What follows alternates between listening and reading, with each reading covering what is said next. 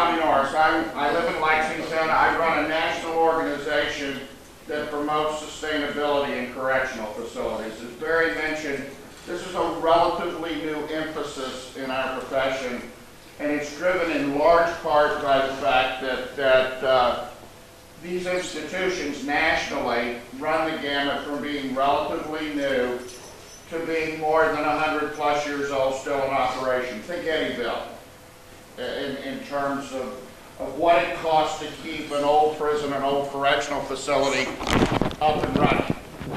So with that in mind, the American Correctional Association formed a committee 4 years ago to promote and to take a look at opportunities for sustainability in our business. And as a result, Green Prisons was born. It's separate from ACA, but I continue to chair that committee within ACA. And basically what we try to do is just exactly what we don't work here anymore. So, what we try to do is promote sustainability with correctional facilities from around the country, and to share information about sustainability with not only with correctional facilities like we do here in Marion County, but also with the vendor community to make them aware. Corrections is an $80 billion a year industry around the country. $80 billion. We spend a lot of money on locking people up. And so part of what this does is to help agencies find more cost-efficient ways to operate. We provide all of our services to the field without charge. I've been down here so much lately, I think Mark probably has a time card on me in there somewhere, and I know the staff are really pretty glad to see me go when this is finally done. Every time I come down, I stir up trouble. But again, it's a tribute to Barry, and what I will tell you are some of the most outstanding professionals I've seen anywhere in the country. I share Barry's enthusiasm for this group of people. There's no question to that. But what we try and do is through a variety of services like newsletters that we publish, we provide webinars, training, technical assistance to agencies to help them become more aware about what's out there. Mark, what do we decide we've got? What do we got? Oh, you're doing it? Okay, go to the next slide. Fundamental on what this means to you. What does this mean to you in terms of why we're here and why we're trying to suggest to you that it's a good thing to take a look at this. First and foremost, as you look, this is not a tree hugger. This is not a green thing, although we're called Green Prisons. This is about money. First and foremost, it's about money. If you can't save money and in some cases generate revenue by these sustainable practices, you shouldn't be doing it. End of discussion. That's the first and foremost thing. Secondly, ideally, many of the programs and projects that you'll undertake as you make your jail more sustainable, it will create work opportunities for inmates and ideally create some training programs. I'm going to give you some specific examples about that in a minute that will help these men and women be better prepared to return to the community, because 95% of them are all going to go back and be your neighbors someday.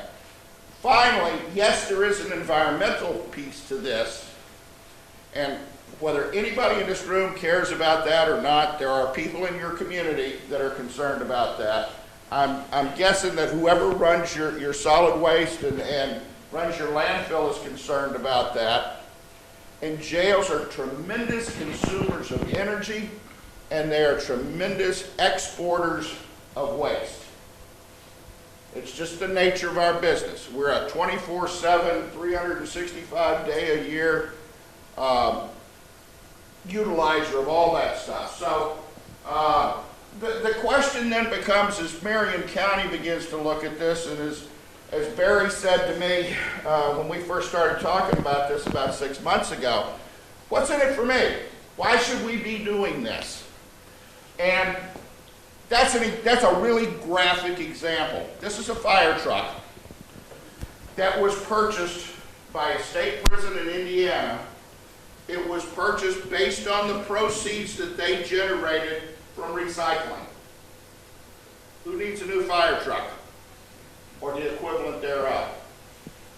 If part of this is a rethinking about waste and about how we do business, not only as a correctional facility, but how we do business as a community and a government.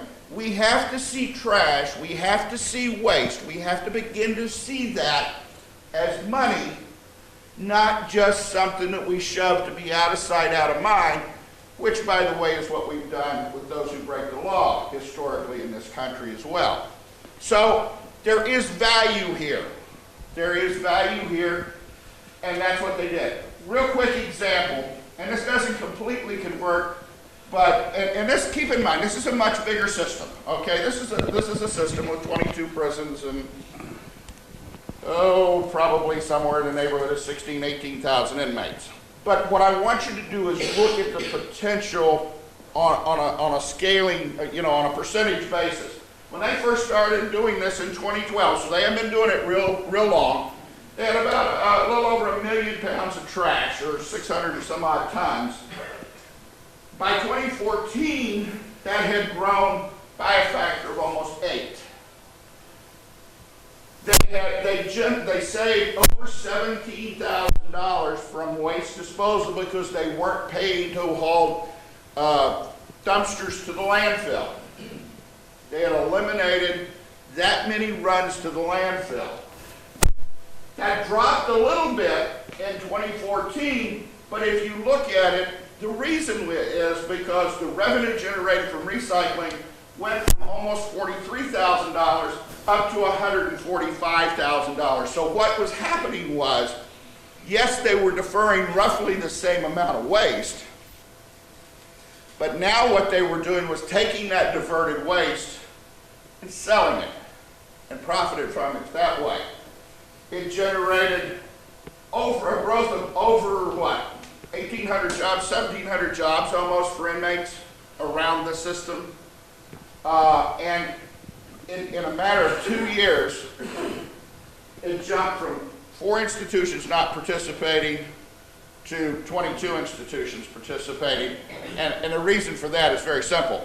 The commissioner put it in every warden's performance evaluation, that he or she was responsible for creating these kinds of savings. So there's no magic to this. It's a lot of hard work. It's rethinking how you see waste. Another example is food waste. We feed 3 times a day. We feed special diets. Folks don't really appreciate, I think, sometimes the demands and the complexities of the food service operation in a correctional facility. It's not just the decision that we're going to have burgers or spaghetti tonight. There are menus. You've got the only accredited jail in the state. I want you to think about that for a minute. Of the 76, 79 full-service jails, however many there are in this state, Marion County is the only jail that is nationally certified. All the prisons are. All the state prisons are. All the Department of Corrections prisons are. All the community corrections agencies, for the most part, are. This is the only jail in the state that has sought and been awarded national accreditation. A piece and a part of that is their food service operation and the kind of diets they have to provide, etc. But in doing that, you create waste. You've got prep waste, you've got the waste that comes off the trays, and you're paying, first of all, as a county, as taxpayers, you're paying to haul that to the dump. And then once it gets there, you're paying to dump it. And you're paying for the dump. And it sits there for the next 100 years doing nothing for you, except causing the landfill operator to have to dig a deeper hole and find someplace else to go with still more of that stuff. What you're seeing here is what's called an in-vessel composter. Now, we all know about, anybody who's in agriculture knows about windrow composting. But you can't always do that, either because of the physical location of the correctional facility or the water table, whatever. Basically what this thing does, George, next slide please, is it takes, the slide, the picture on the left is a slurry of food that has basically been through, the food waste all comes through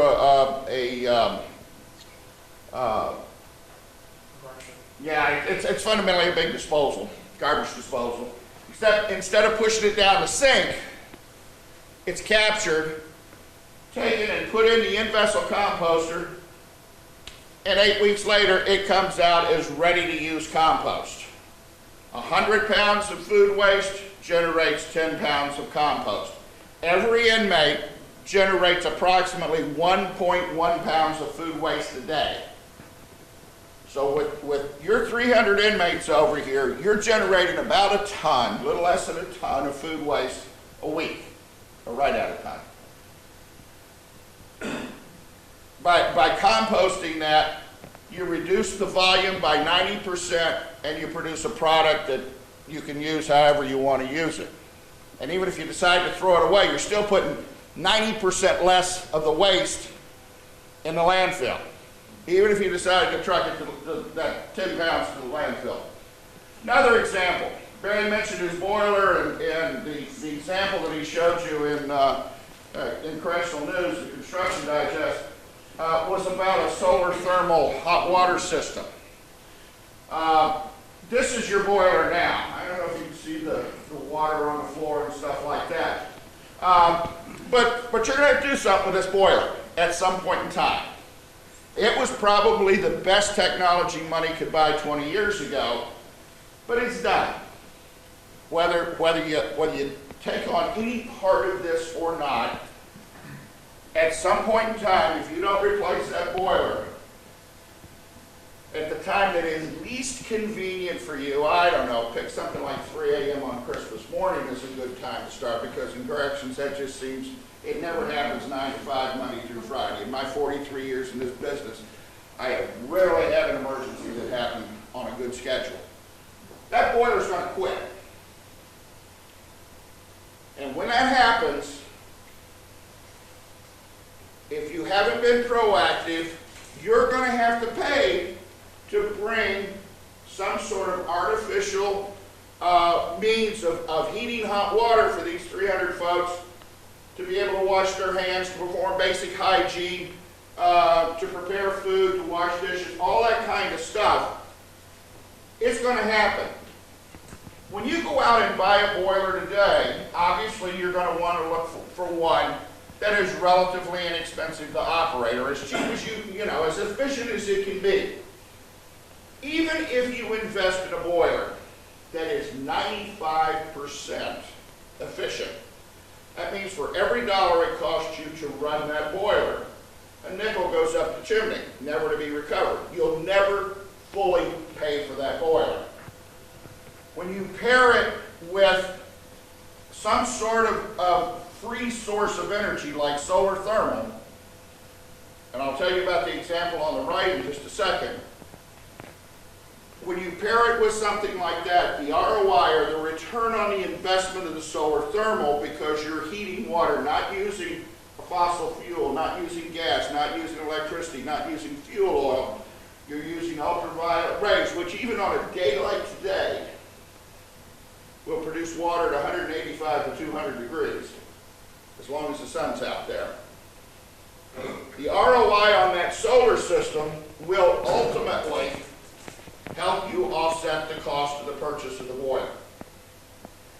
And once you've paid for that, then you're heating your water for free 12, 14, 16 hours a day by some inmate management and some other kinds of things where you restrict out your showers to the daytime hours and this, that, and the other thing. You can almost eliminate 70, 80% of the cost related to heating hot water. The system on the right is located on the roof of the prison in Chillicothe, Ohio. Again, think scale. It was the largest single application of solar thermal in the country when it was turned on in July. As of last week, this system, by the way, not only provides domestic hot water, but they also have hot water heat in the facility. They got 2,200 inmates there, so there's 14 buildings about the size of this jail, or maybe a little bigger. As of Friday of last week, they hadn't even activated the part of this system that was going to provide their hot water heat. The energy being generated off of the solar system was enough to heat the facility. I'm going to guess it's gotten a little chillier up in central Ohio by now, and they probably have turned it all on at this point. But the point being is that basically the way this works is it works off of UV. And so even on a cloudy day, you're going to generate heat, unlike solar panels that we hear so much about that generate electricity and this, that, and the other thing. On a day like today, they're going to struggle. UV is going to do just fine. Doesn't care. I was on that roof when they were installing that, and it was 5 below zero on the top of that roof. And God love them, they had an inmate crew up there actually install that thing. And those guys did a heck of a job. I looked, I smiled, I took a picture, I left. That's the beauty of being retired. Keep that in mind for later today, George. The